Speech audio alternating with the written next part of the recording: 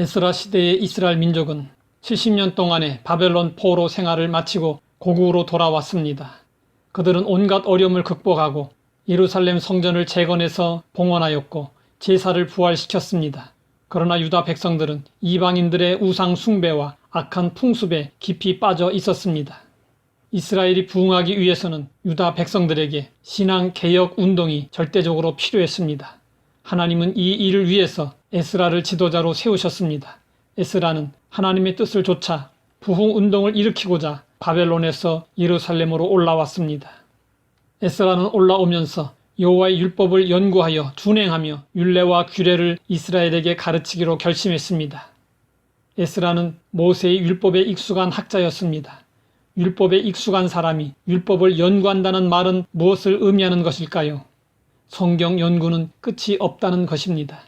신앙생활을 오래 하면 성경의 내용을 대충 알게 됩니다. 그런데 안다는 것이 문제가 되기도 합니다. 성경을 모를 때는 귀를 기울여 말씀을 듣고 받아들였습니다. 그러나 성경을 조금 알고 나면 그때부터는 들었던 말씀이라고 등한히 여기고 자신이 알고 있는 내용과 다르면 거부하고 비판하기도 합니다. 내가 안다는 생각은 아주 위험합니다. 우리가 알고 있는 것이 무엇이고 안다고 해도 그것이 얼마나 됩니까? 사실 우리가 아는 것보다 모르는 것이 훨씬 더 많습니다. 사람들은 잘 알지도 못하면서 아는 척하며 삽니다. 소크라테스가 40세에 가까웠을 때 그는 유명한 학자로 널리 알려져 있었습니다. 소크라테스를 추종하는 사람들 중에 카이레폰이라는 정열적인 소크라테스 숭배자가 있었습니다. 그는 아폴론 신전에서 물었습니다. 소크라테스보다 더 나은 지혜자가 있습니까? 그는 없다는 말을 들었습니다.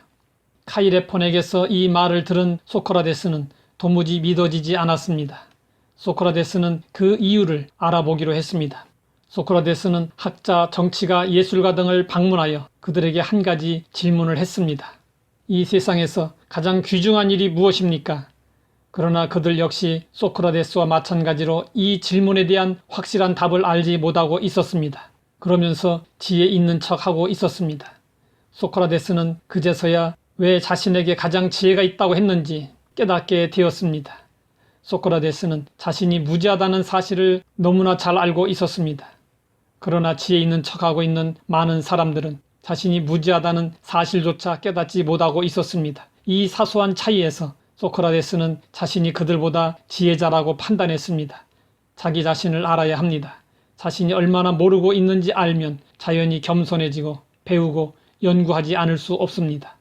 에스라는 끊임없이 배우고 연구해야 하는 이유를 잘 아는 사람이었습니다. 하나님의 진리는 마치 숨겨진 보물과 같습니다. 성경을 연구한다는 것은 숨겨진 보물을 부지런히 찾는 것을 의미합니다. 하나님의 진리는 무궁무진합니다. 그렇기 때문에 성경을 읽고 연구하면 그 안에서 엄청난 영적 보화들을 찾아낼 수 있습니다. 에스라가 이스라엘 백성들에게 율법을 낭독하고 그 뜻을 해석하여 깨닫게 하니 이스라엘 백성들이 말씀을 듣고 다 울었습니다. 부활하신 예수님이 제자들에게 성경을 풀어 가르쳐 주실 때에 제자들의 마음이 뜨거워졌습니다. 성경 연구는 마음을 뜨겁게 합니다. 마음이 뜨거워지는 것이 심령 부흥입니다. 성경 연구는 심령 부흥의 첩경입니다. 사도행전의 초대교회는 성경 연구를 통해 부흥되었습니다. 초기의 한국교회도 성경 연구를 통해 부흥되었습니다. 시편의 시인은 기도했습니다. 내 눈을 열어서 주의 율법에서 놀라운 것들을 보게 하소서. 삼국지를 100번 읽으면 세상을 사는 이치가 보인다는 말을 합니다. 그러면 성경을 100번 읽으면 어떻게 되겠습니까? 하나님의 뜻을 알고 하늘의 이치를 깨닫게 될 것입니다. 우리에게도 에스라의 결심이 필요합니다. 하나님 아버지, 우리 자신을 알게 하시니 감사합니다. 하나님을 더욱 알기 원합니다. 코로나19로 정상적으로 모이지 못해서 신앙적으로 위기를 맞고 있지만 성경을 가까이 하며 말씀을 연구함으로 오히려 신앙의 부흥을 경험하게 하옵소서. 예수님의 이름으로 기도드립니다.